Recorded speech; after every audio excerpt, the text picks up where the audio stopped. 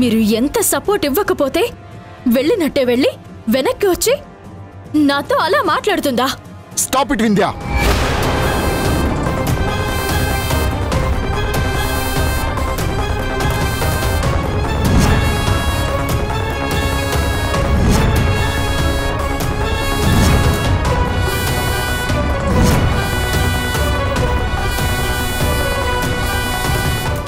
ఇంకా చాలు. నువ్వు నోటికి ఏదొస్తే అది మాట్లాడుతున్నావు. నువ్వు మాట్లాడిందంతా మేము సైలెంట్గా వింటున్నామని మేమందరము నీకు చులకనగా కనిపిస్తున్నామా? ఏం జరిగినా, ఈ ఇంటికి ఎవరొచ్చినా నువ్వు ప్రతిదీ మళ్ళీ అక్కడికే తీసుకువెళ్ళి నాకు సంజయ్ గారికి ఏదో ఉందని అర్థం పర్థం లేని మాటలు మాట్లాడుతున్నావు.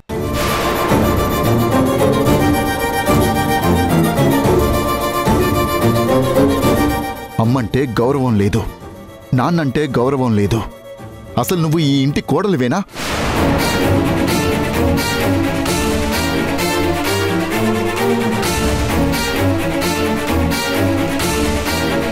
ఫ్రెండ్షిప్ని దూరం చేసుకుంటున్నావు. సంతోషంగా ఉండాల్సిన దానివి బాగా డిస్టర్బ్ అయిపోతున్నావని నీ మీద నాకు జాలేసేది. కానీ మొదటిసారి నిన్ను చూస్తుంటే నాకు అసహ్యం వేస్తోంది.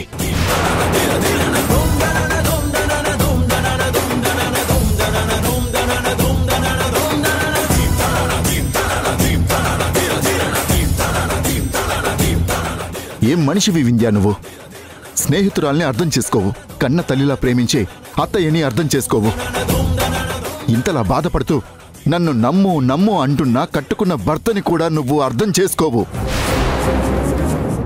ఇంతమందిని కాదని నువ్వు ఒక్కదానివి ఏం ఉద్ధరిస్తావు?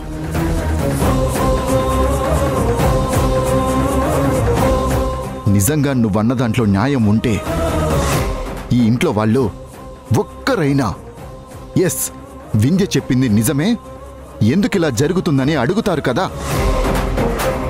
కానీ అలా అడుగుతున్నారా?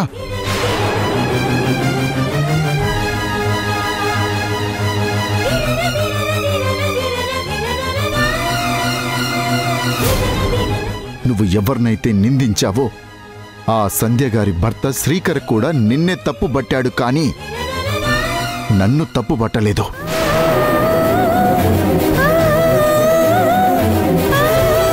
సంజయ్ గారికి రాజేష్కి మధ్య ఏదో ఉంది అంటే మా అమ్మా నాన్నలు నమ్మరు.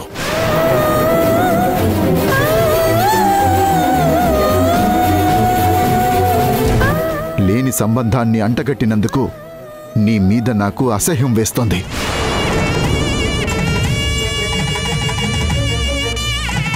మా అమ్మ ముందు గౌరవం లేకుండా మాట్లాడుతున్నందుకు నువ్వంటే నాకు అసహ్యం వేస్తోంది. అమ్మా నాన్నల ముందు ఇన్నేళ్లలో నేను ఎప్పుడూ గట్టిగా మాట్లాడలేదు.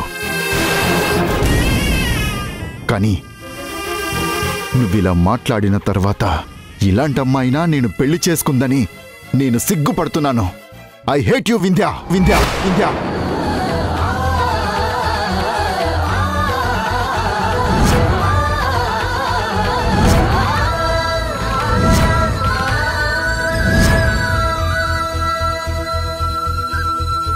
ఆహా, ఇదే కదా నేను ఇన్నాళ్లుగా కోరుకుంది. బావా వింధ్యని హేట్ చేస్తున్నాడు.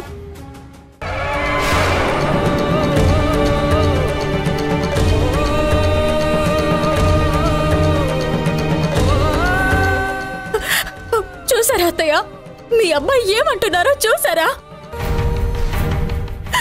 ఐ హేట్ యు అన్నారు.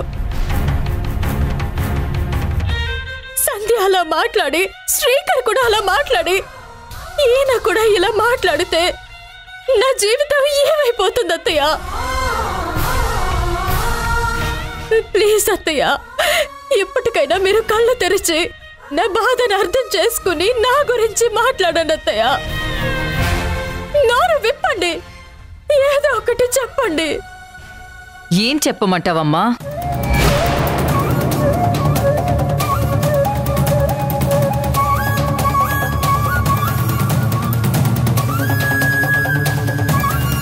నేను చెప్తే వినేవాళ్ళు ఈ ఇంట్లో ఉన్నారా వింధ్య?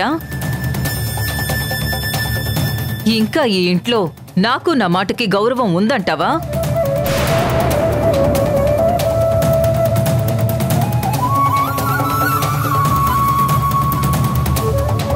ఈ ఇంట్లో నేననేదాన్ని ఒకదాన్ని ఉన్నాను, నేను నీకు అత్తనవుతాను అని చెప్పమంటావా?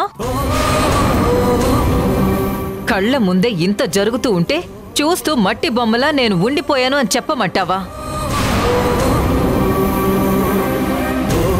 లేక ప్రాణం ఉండి కూడా ప్రాణం లేని శవంలాగా బతుకుతున్నాను అని చెప్పమంటావా?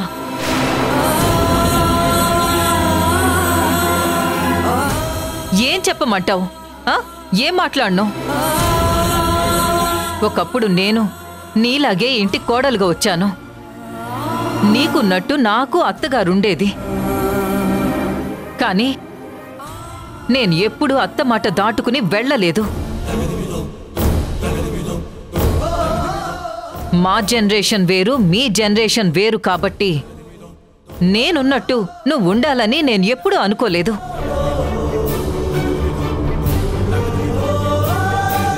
అయినా ఇంత జరుగుతుంటే మౌనం విడిచి నాతో మాట్లాడరేంటని అడుగుతున్నావు కదా.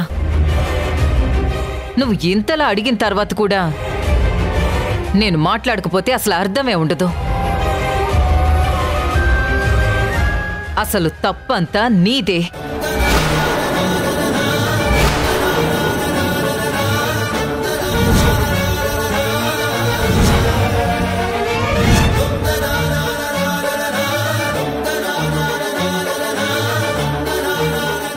ఈరోజు అందరూ ఇలా బాధపడ్డానికి కారణం నువ్వే.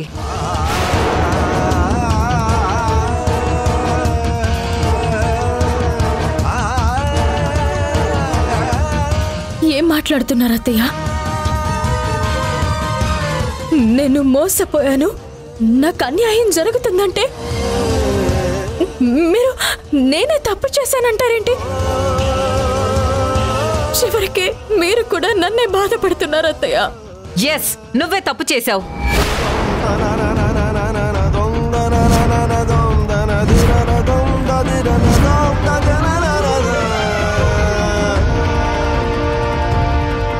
నీకు రాజేష్కి మధ్య సంధ్యను తీసుకొచ్చింది ఎవరు?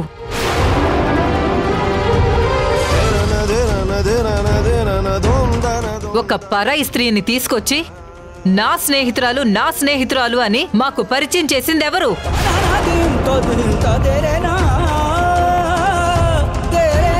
ఈ ఇంటికి కాపురం చేయడానికి నిన్ను ఒక్కదాన్నే రమ్మన్నాను.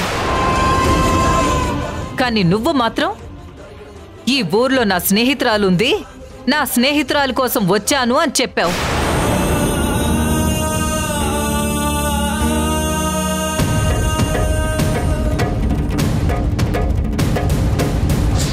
స్నేహితురాలి కోసం ముక్కు మొహం తెలియని వ్యక్తిని కళ్ళు మూసుకుని తాళి కట్టించుకున్న వింధ్య ఇప్పుడు అదే స్నేహితురాల్ని అసహ్యించుకుంటుంది. ఆ రోజు నచ్చింది అంది, ఈ రోజు నచ్చలేదు అంటుంది. ఆ రోజు సంధ్య అంటే ప్రాణం అంది, ఈ రోజు సంధ్య అంటే అసహ్యం అంటుంది. ఎవరు మారారు? నువ్వా మేమా?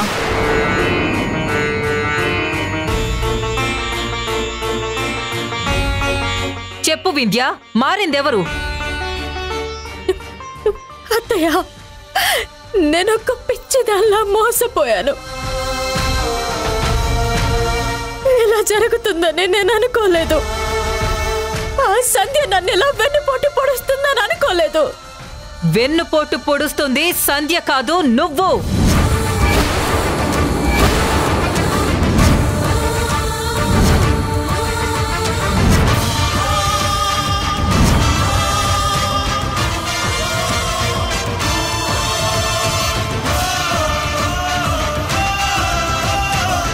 ఇదేంటి, అత్త అటు తిరిగి ఇటు తిరిగి వింధ్యని టార్గెట్ చేసింది?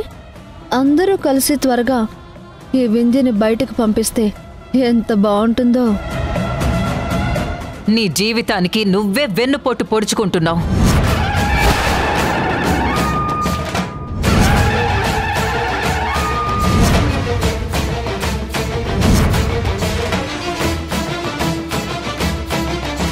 ఏంటత్తయ్య, నేను వెన్నుపోటు పొడిచానా? ఎవరికి ఎవరికి వెన్నుపోటు పొడిచాను? నీ కుటుంబానికి నువ్వు వెన్నుపోటు పొడుస్తున్నావు.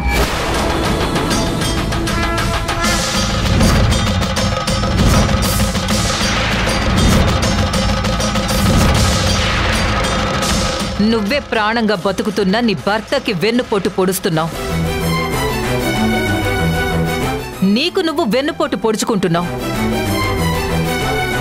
అయినా ఇంత జరిగిన తర్వాత, నువ్వు ఎన్ని మాటలు మాట్లాడిన తర్వాత, ఇప్పుడు చెప్తున్నాను వింధ్య, విను. సంధ్య దేవత దేవత దేవత.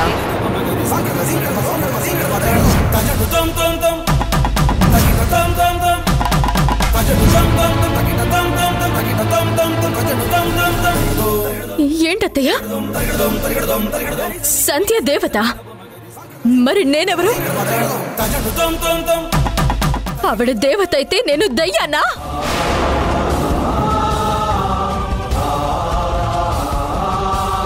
సంధ్య నా ఫ్రెండ్ అవడా నా అదృష్టమా? అవును.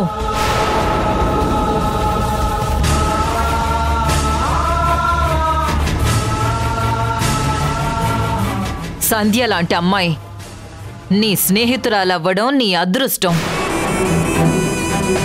ఇప్పుడు నువ్వు సంధ్య వల్ల సమస్య అంటున్నావు. అసలు నీ జీవితంలో ఏ సమస్య వచ్చినా ఆ సమస్యను పరిష్కరించేది నీ ఫ్రెండ్ సంధ్యే.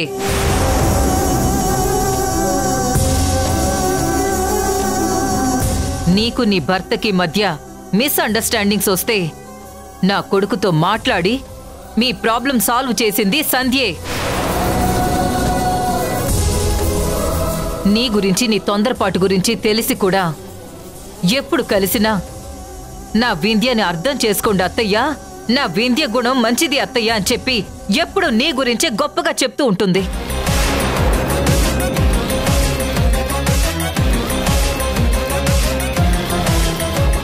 నువ్వైనా నేనైనా 24 గంటలు మన కుటుంబం గురించే ఆలోచించుకుని మహా అయితే 5 నిమిషాలో 10 నిమిషాలో ఫ్రెండ్ గురించి ఆలోచిస్తాం. కానీ సంధ్య 24 గంటలు నీ గురించే ఆలోచిస్తూ ఉంటుంది.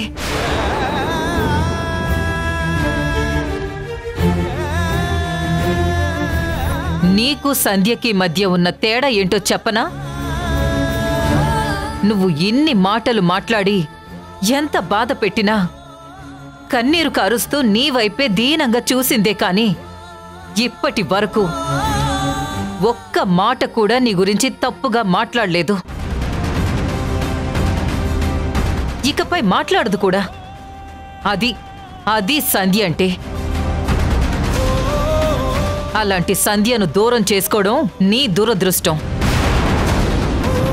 సంధ్య నీ పక్కన లేకపోవడం నువ్వు చేసుకున్న దౌర్భాగ్యం.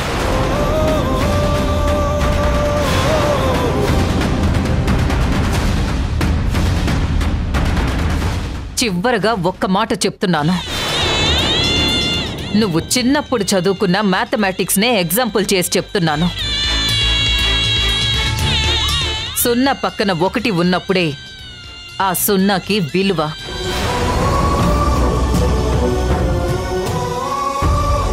నీ పక్కన సంధ్య ఉన్నప్పుడే నీకు విలువ.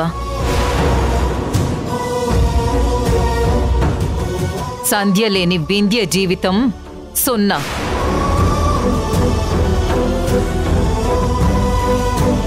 అందుకే నువ్వు శూన్యంగా మిగిలిపోయావు.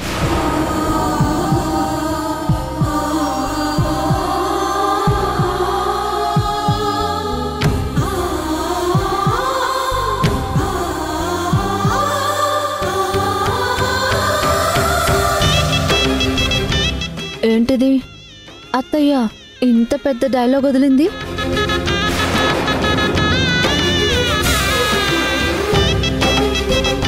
నిజమేనమ్మా, నీ జీవితంలో నాకు శూన్యమే కనిపిస్తుంది.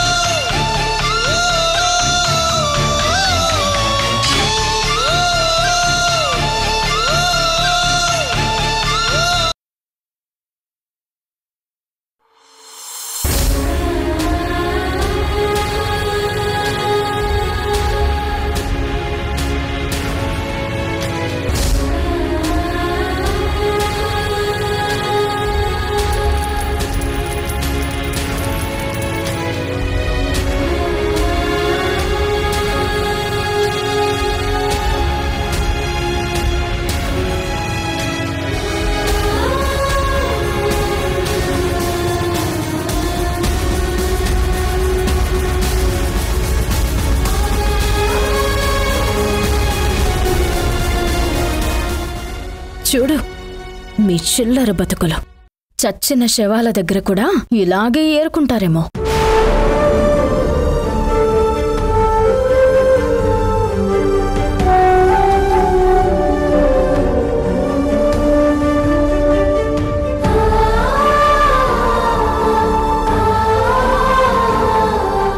అత్తయ్య, ఏం ఆలోచిస్తున్నారు? బాగా ఆలస్యమైంది, వెళ్ళి పడుకోండి. అత్తయ్య, ఇంకా వాటినే పట్టుకుని చూస్తున్నారా? ఇవ్వండి, నేను లోపల పెడతాను. సంధ్య, ఇది గౌరవమా అవమానమా? ఏంటత్తయ్య, దేని గురించి మాట్లాడుతున్నారు? వట్టి చేతులతో పంపించకూడదని ఇలా చిల్లర డబ్బులిచ్చి పంపించటం నేనెప్పుడు చూడలేదు. చిల్లర డబ్బులిచ్చినట్టే ఇచ్చి నేల మీద వేయటం కూడా నేను ఎక్కడా చూడలేదు. నిజంగా ఏదైనా దురుద్దేశంతో విందేలా చేసిందా?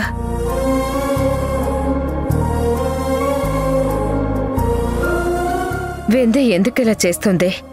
సంధ్య వేరు విందే వేరు కాదు కదా అని నన్ను నేను ఎంతో కంట్రోల్ చేసుకుంటున్నాను. అయినా వింధ్య అలా చిల్లర పడేయడం, నేను ఏరుకోవడం గుర్తొస్తుంటే నాకు ఏదోలా ఉందమ్మా. బహుశా నేను ఆలోచిస్తుంది రైటో రాంగో తెలియదు, కానీ వింధ్య ఇలా కావాలని చేసుండదు కదా. నన్ను బాధ పెడితే నువ్వు బాధపడతావు, నువ్వు బాధపడితే వింధ్య ఎంత బాధపడుతుంది. అయినా షాప్ పెట్టుకోవడానికి మనకి లోన్ ఇప్పించటంలో సహాయపడ్డ వింధ్య ఇలా కావాలని ఎప్పటికీ చేయదు కదా. అత్తయ్య,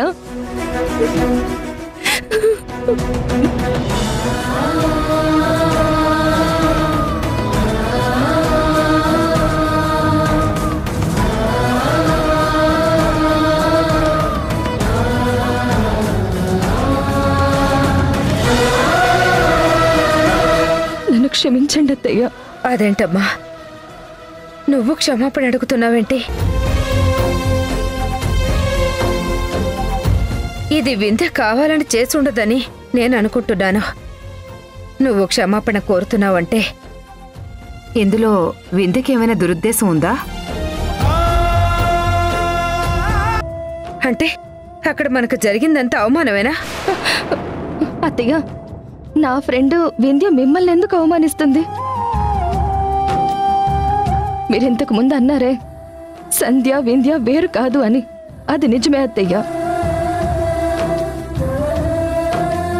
మీ చేతుల్లో చిల్లర వేయడం, అవి జారి కింద పడడం, మీరవన్నీ తీసుకోవడం నాకే చాలా ఇబ్బందిగా అనిపించింది.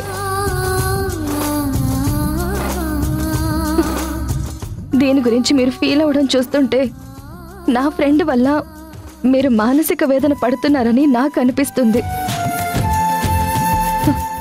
మరోసారి ఇలాంటి పరిస్థితి రానివ్వను అత్తయ్య. దీని గురించి మీరు ఇంక వదిలేయండి. వదిలేస్తానమ్మా, కానీ ఒక్క విషయం చెప్పు. ఒకప్పుడు ఏం జరిగినా ముందుగా నీ ఫ్రెండ్కి చెప్పాలని ఆరాటపడుతూ నువ్వు పరిగెత్తుకుంటూ వెళ్లేదానివే. కానీ ఇప్పుడు మనం షాప్ ఓపెన్ చేస్తున్నా తనకు చెప్పాలన్న ఆరాటం నీలో ఏమాత్రం కనపట్టలేదు. వాళ్ళింటికి కూడా నిన్ను తీసుకువెళ్తుంటే బలవంతంగా నాతో పాటు వచ్చావే తప్ప నీ ఇష్టపూర్వకంగా రాలేదు. అదేంటమ్మా అని అడిగితే ఫోన్లో చెప్పాను అంటున్నావు. ఎదురుగా మాట్లాడిన దానికి ఫోన్లో మాట్లాడిన దానికి చాలా తేడా ఉంటుందమ్మా. నాకు మీ ఇద్దరి మధ్య ఇంతకు ముందున్న సఖ్యత గాని ఆప్యాయత గాని ఏమీ కనపట్టలేదు. ఒకవేళ నాకు తెలియకుండా మీ మధ్య ఏమైనా జరుగుతుందా? చెప్పమ్మా. అంతా ఓకే గాని వాణిగారి మొహంలో కూడా ఏదో తెలియని బాధ కనపడింది. రాజేష్ కూడా ఏదో ఆందోళనలో ఉన్నాడు. వింధ్య మాటల్లో ప్రేమ కంటే కూడా తెలియని పెత్తనం వినిపిస్తుందమ్మా. ఎక్కడ ఏ తప్పు జరగలేదు కదా. అంతా సవ్యంగానే ఉంది కదా? అయ్యో మీరసలు అలా ఆలోచించకండి అత్తయ్య. వాళ్ళ టెన్షన్లో వాళ్ళున్నారు, మన బిజీలో మనం ఉన్నాం అంతే అత్తయ్య. నా వింధ్య నా మీద ప్రేమ చూపించకుండా ఇంకెవరి మీద చూపిస్తుంది? అప్పుడప్పుడు మూడీగా ఉంటుంది, నన్ను తిడుతుంది, నా మీద అలుగుతుంది. ఫ్రెండ్షిప్లో అది కామన్ అత్తయ్య. మీరవేవీ మనసులో పెట్టుకోవద్దు. అక్కడ జరిగిన దానికి మీకు బాధగా అనిపించినందుకు మిమ్మల్ని నేను మరీ మరీ క్షమాపణ అడుగుతున్నాను. దయచేసి ఈ విషయాన్ని ఇక్కడితో వదిలేసి ప్రశాంతంగా నిద్రపోండి అత్తయ్య. నువ్వు సంతోషంగా ఉంటే చాలమ్మా. సరే, నువ్వేమీ లేదంటున్నావు కదా, ఈ విషయాన్ని ఇక్కడితో వదిలేసి నేను వెళ్ళి నిద్రపోతాను. పైగా రేపు షాప్ ఓపెనింగ్ పనులున్నాయి కదా, నువ్వు కూడా వెళ్ళి నిద్రపోమ్మా.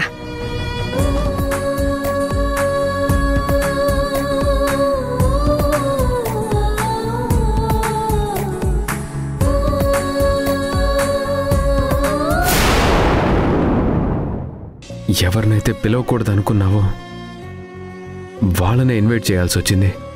అది రాదు, ఇంకెవరిని రానివ్వదు. బావ పాస్పోర్ట్లు తీసుకుని వీసా కోసం వెళ్తున్నాడు అంటే నాకెందుకో నమ్మబుద్ధి కావట్లేదు. నా భర్త నిజంగా ఎక్కడికి వెళ్తున్నాడో నేను తెలుసుకోవాలి. సిస్టర్ ఆగు.